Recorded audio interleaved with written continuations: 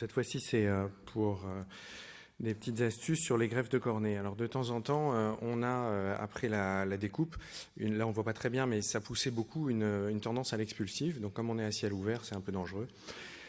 Et donc j'avais présenté une astuce avec des fils, des aiguilles de prolène il y a quelques années ici. Et là, je vous montre une autre option. Donc la découpe, elle est jamais complète ou très rarement complète après la trépanation. Donc vous voyez, j'ai mis du visqueux pour protéger le greffon et je vais utiliser le greffon comme protecteur de manière à éviter une expulsive.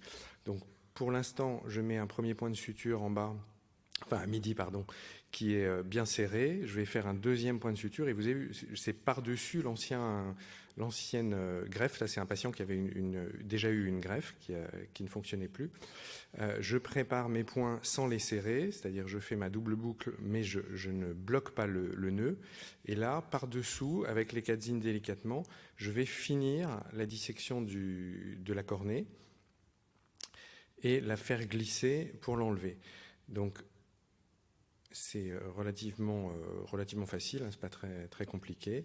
On y va doucement, on a bien protégé l'endothélium, on sort et là, très rapidement, il faut reprendre les points de suture et serrer de manière à ne plus avoir la poussée qui peut rapidement se transformer en drame.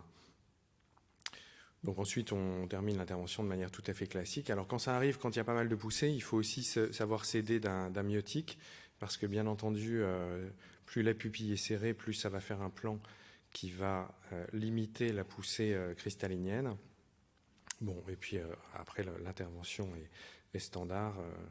Je crois que j'ai écourté un petit peu les sutures.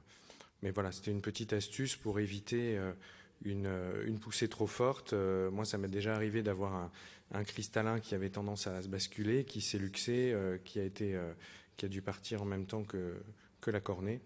Et voilà une petite technique, si vous n'avez pas les aiguilles de prolène, qui sont quand même très très bien aussi pour bloquer la pression. Voilà, je vous remercie. Une petite question, là, tu les opères sous magnétol diamox, j'imagine, en perfusion systématique? Non, pas du tout systématique. Parce que là, les poussées, il y en a vraiment beaucoup moins. Hein, non, faut pas oublier